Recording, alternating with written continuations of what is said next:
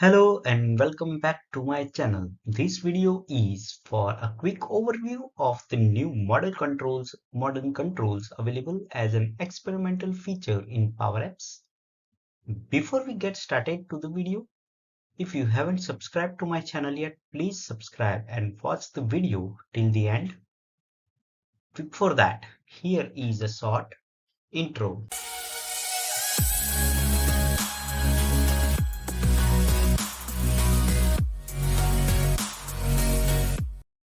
So right now I am in my development environment and logged in with my one of the user. So now to get started with these new controls, the modern controls for the Power App, we need to first create one app. I'm going to create one blank canvas app. I'm going to provide a name as module controls experiment. So this particular feature of model controls is an experimental feature. So what we have to do is we have to first go into the settings, then in upcoming features and search for modern controls. So here you go. So this particular feature is an experimental feature at this moment. So we need to enable it from here, going into the settings, and then under these upcoming features we can search for this modern word and the particular feature is made. So as you can see, what it says as these particular modern control features will provide you with the latest controls and themes as they are released. So it will going to update gradually whenever there are new controls or themes has been published or updated by Microsoft.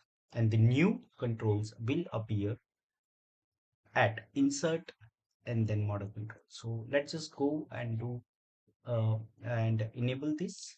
So once I enable this and close this particular pop-up, if I go here inside insert, I will see one more section which is called as model controls. Okay, these are the standard ones which we have, and this is the model control. As a model controls, right now we have this much of controls available, which includes the button controls, checkbox, drop down, information button, a link, progress bar, spinner, tabs list, a simple text control that's work as label, and the text input which is an input control. These are already available inside as a standard controls, but these are the new with the modern controls. So what I'm going to do is now I'm going to put one by one onto the page, and then we will try to identify what are the properties they are providing and how or what the look and feel they are having for us when we run them. So let me start with this first one, that is a button control. When I just put that button control onto the page, as we all know how the button control, the standard button control looks inside the Power App. This is something which we have. Let me just make it a little bit bigger so that you can see. Okay. So when I select this button control, these are the properties which are available to us inside this button control. The text property, if I want to change a name for this, for example, I want to call it submit button, I can call it. The type of button, so there are basically two types of buttons available. One is primary and one is secondary. As we all know, like primary button will have some type of theme color to that exactly, and if I change it to secondary, it doesn't have that same color. So if I just go and want to make the, let's say, a submit and cancel button, what I can do is this one, I can call one of them as submit, another one as cancel, and I can make one of the type as primary and another one as second. There are three type of modes available for the button. One is disabled, another one is edit, and third one is view. So a disabled means a button is in disabled state, we cannot do anything. The edit means the button is interactable, and the view is button is available but not interactable. So if I go and now run this app, as you can see, this is our standard button. This is the button which has the view as the mode set as view, so it is not interactable, but it's available. And the third mode is disabled, so it will work in the same way. like it's not interactable. But if I have it as in the edit mode, the display mode as edit, then I can go and click on that and perform some type of actions if I require.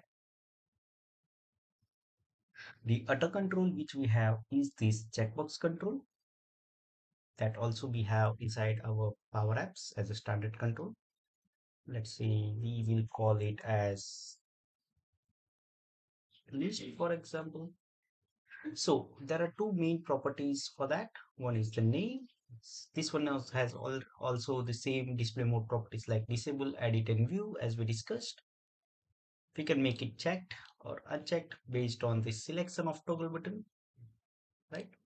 For example, it's not checked right now, and if I run this again, I can just go and simply check it, and this is the behavior we will get for this new model control for checkbox. So now the third control which we have in this list is a drop-down control. We all know there is a standard control available as drop-down in the Power Apps. So this is the new control. In this, we can provide the items from here. Let's say I have created one dummy list for that, which is called as, I guess, tastes. Yes, this one, right? And it has different views. I can select the fields which I wanted to show. That's okay. And I can also make it as required or not required. It has also the same display mode, disable, edit or view. So if I go and run this, I can have this type of look and feel for my new drop down control, which is a modern control, right? It will have this nice little blue line, which is based on our theme, the theme of our app, I guess. And as per this selection, it will change it like this. The required and not required property is not usable at this moment because we don't have form control type of thing right now on the page. But yeah, this is just for the display purpose at this moment. So that is our drop down. The next is this information button. So as we all know that we want to show some type of information to the user based on our what the actual this particular field is, what is all about, and other details. So this new info button control can be used. This model control can be used in that. We can add a text like this is a model info control. We can change this icon size from here, let's say a large or small or medium. Let's say I put it at large. The display mode is disabled, so nothing is happening. So for example, if I run it, has this as disabled, right? And when I make it as view, the same functionality, and I can have it as edit. These are having some advanced property which are almost same as I seen this property. So I am not going in detail for that. I can make another video to go in each controls in detail, like how that is being set up. Okay. The next control is this link control. So the link control is basically a URL link. So let's say I want to create one URL link for, let's say, google.com. So I can provide a URL here. I can provide a URL, a label name like a link name in here. And this is something which we see already, like what is the display mode for that. So if I run it now, what I see is this is a link. I can click on it, it will open it in the new tab. We don't have much control. How is it opening in the single page or that into the new link? But yeah, this is what we have. We can make a change for that. Let's say I want to call it as link. That's okay, what we do generally. The other thing is this progress bar. So this is a progress bar which will have thickness of the slider, you can say, a large or medium. These are the two thickness parameters we have, options we have. We can have a shape like a rounded or a square.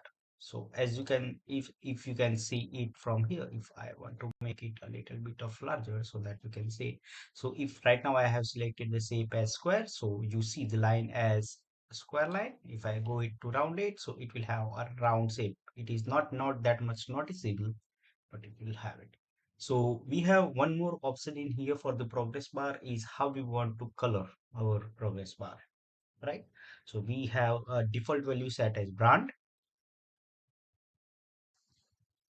So the brand is whatever brand color we are having. We can have it as success, so it will convert to green. If we can have it as warning, or we can have it as error. So if I go and set it as success, and if I run it now, I can see this as finely looking green progress bar. Okay. The next thing we have is a spinner control, a loader, you can say. Okay, so the loader is also available in the standard controls for Power Apps, but this is a model control which is having some appearances. Like appearance is by default a primary, and if I make it at inverted, you can see the background has been changed to the solid color, right? I can have different label positions. So if I go and add some label, let's say a please wait, I can have the label. It is available. Label position is after. So after the spinner, the label is displayed. If I go and change it to before it's displayed, above, and as well as below. Okay, and I can have different spinner sizes. Like tiny is the smallest one, and huge is the bigger one. If I go and make it as medium, and if I run it, this is the type of behavior I will have when I have this spinner set as inverted color. But if I make it primary, then it's only displays like this. So it's basically transparent. Okay. The next thing we have is a tab list. So a tab list is something like we can use for generating tabs. So as I have already created one video, which you will find in the top right corner of this video, where I showed how to create a tabbed form inside Power App. But in these model controls, we have a tab list control, which simplifies the task for us. So let's say I want to have my test data was list as my tabs. So as you can see, I have three entries in there. One is employee details, family details, and professional details. So these three are will behave as tabs. So if I go and run it now, as you can see, these are the tabs. So I can have my form control in here and have some data which will be displayed for the employee details when this tab is selected, and the family details and the professional details. So these are the three tabs for us, right? This tab control has some different, you can say the fields or some properties. One is render size. We can render it small, we can render it medium, we can render it as large. This is the largest size we can have. We can have two type of alignments. One is vertical and one is horizontal. The by default is horizontal. We can convert that to vertical. So if I now run it, I can see that these three are in vertical position and tabs are there. It has this nice looking, you can say, uh, values. So it will provide some type of transitions. As you can see, like I'm going from first to third, it jumps, right? So it's very nice to see in Power Apps. The next thing is the text control. As we all know, the text control is already available in the Power App. As if I go into this insert and then show you that text label is something as work as label, the same thing is this text. So I can provide a name to that. This is, for example, this is a label, and this will work as label. We can have different font sizes for that. Minimum is 100 to maximum is 1000. That is really big. We can have a font weight as well, like medium. uh, by default is regular. This is medium, semi bold, and then bold, right? We can have different font style like italic, underline, or strike out. or all of them or one of them, right? So this is how it works. The alignment we can have, like we want our label, let's say, let me make this a little bit bigger so that can be identified. So the alignment of the label is right now it's start. By default it's set to start. I can make it end, so the label moves to end. I can have it center, so it will be displayed in the center of that particular control. And now I can have it justified, so it will be displayed as according to that. Let's say I have a very big text like this. Okay, and I want to truncate that. So what it will do, it will just go and truncate that items for us according to that control. I can also set the wrap to false. So now the control is there. It doesn't have the wrap enabled. So even if I have long tags, it will not be displayed, and the truncated three dots are displayed for the trunks. But if I have the wrap, then there is uh, no impact of this truncate control. We have these three display modes for that, same as above, like disabled, edit, and view. Okay, let me just put it here so that we can have it look properly. This is our progress bar. Let me just put it here. I'm just trying to adjust some of the controls so that we can have a good amount of space. If I run it now, okay, the progress bar is this control is okay. So let me just go and make this control tab list instead of vertical, horizontal, so that we can have some. The last control in this list at this moment when I'm creating this video is this text input. It is same as we have that text input in the standard controls. It has some value. Let's say I want to add some default value, and it will be displayed. You can have it single line or multi-line of text. So let's say if I have multi-line, I can make it required. Display mode as disabled. Let's say if I go and run it right now, so that is a disabled state. The same, I can have it as view mode or view state, and that is also it will also only show that value. There is a difference, like difference we can see in that. Let's say I have it as view instead of, let's say I have it as disabled, then the text box area is displayed, but when I hover out, I cannot do anything. And when I have it as display mode set to view, I can only view the values. That text box lines are not displayed. Okay. And the best thing is I can have it as multi-line as well. So if I go and make it a little bit of larger, and if I can show you, okay, let me change the display mode to edit so that we can edit that, right? So this is the behavior we will have for the multi-lines. And if I convert that from multi-line to single line, this is a single line of text. So a nice, we can say a nice effect we see whenever we do any type of hovering or focus on the controls. You can see this blue line, it coming up. Whenever we change, this is having that blue line. So it looks very nice. I like these controls. Okay. So what about you guys? Just let me know in the comments what you think about these new controls. What are your feedback about these new controls according to or in comparison with the standard controls we have in the Power App at this moment? This is a very quick introduction or very quick overview of these model controls, how we can enable them and use them in our Power Apps, right? In future, I'm going to create a more detailed video on this control with some type of form example, how we can create those forms using these new model controls of Power App.